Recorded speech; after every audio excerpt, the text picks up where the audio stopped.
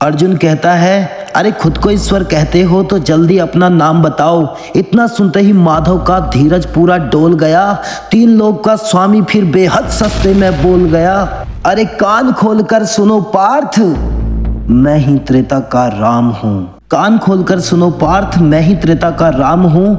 कृष्ण मुझे कहते सभी, मैं द्वापर का घनश्याम हूँ। रूप बदल कर नारी का मैं ही वेश बदलता हूँ। धर्म बचाने की खातिर मैं अनगिनत वेश बदलता हूँ। विष्णु जी का 10म रूप में परशुराम मतवाला हूँ। नाग कालिया के फन में मैं मर्दन करने वाला हूँ। बाकासुर और महिषासुर को मैंने जिंदा गाड़ दिया।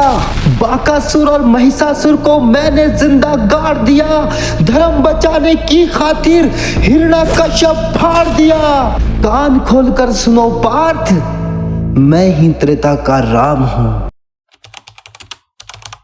श्रीमद् भगवत गीता हिंदू धर्म का एक पवित्र ग्रंथ है। गीता में 18 अध्याय और 700 श्लोक हैं, जो सभी महत्वपूर्ण हैं। महाभारत में भगवान कृष्ण ने अर्जुन को उपदेश दिया था। वही गीता में आत्मा, परमात्मा, भक्ति, कर्म, जीवन आदि का बृहद रूप से वर्णन किया गया है। गीता से हमें यह ज्ञान मिलता है कि व्यक्ति केवल अपने काम और कर्म पर ध्यान देना चाहिए। साथ ही कर्म करते समय इस बात का भी ध्यान रखना चाहिए कि जो हम कर्म कर रहे हैं उसका फल हमें निश्चित ही मिलेगा। गीता हमें बताते हैं कि जीवन क्या है और इसे कैसे जीना चाहिए। आत्मा और परमात्मा का मिलन कैसे होता है, अच्छे और बुरे समझ कैसे जरूरी है।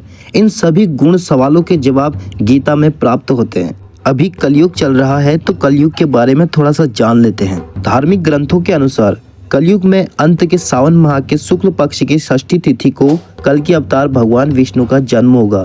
इसलिए कल की जयंती का पर्व हर साल मनाया जा रहा है। इस वर्ष 10 अगस्त को कल की जयंती मनाई जा रही है। इस दिन भगवान विष्णु के कल के अवतार की पूजा की जाती है। कल की भगवान विष्णु का एक ऐसा रूप है जिसके जन्म से पहले ही उनकी पूजा की जा रही है। कल की पुराण हिंदुओं के विभिन्न धार्मिक और पौराणिक ग्रंथों में से एक है। यह एक उप पुराण है।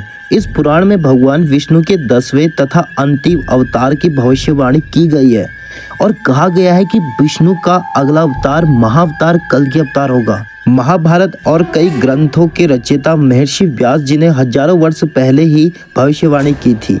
जैसे जैसे कलयुग का समय बीतता जाएगा, धरती पर अत्याचार और पाप भी बढ़ते जाएंगे।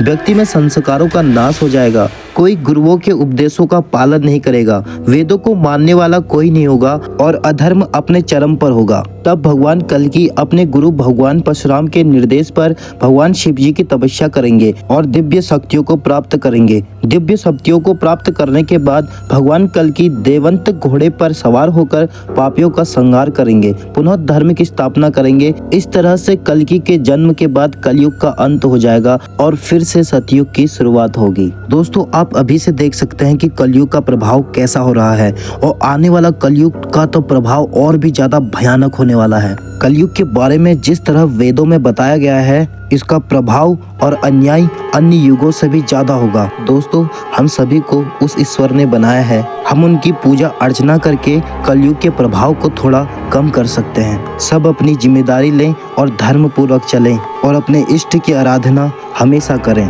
और इस तरह धर्म पूर्वक चलकर हम अपने जीवन को सफल बनाएं। अन्याय, द्वेष, अत्याचार सब कुछ त्याग कर बस भगवान की भक्ति पर लग जाएं और धर्म पूर्वक अपना जीवन बिताएं। तो दोस्तों, आप भी कमेंट में लिख दीजिए जय श्री कृष्णा। और अगर आपको यह वीडियो पसंद आया हो तो एक लाइक अवश्य करें। मिलते हैं एक नई वीडियो के साथ।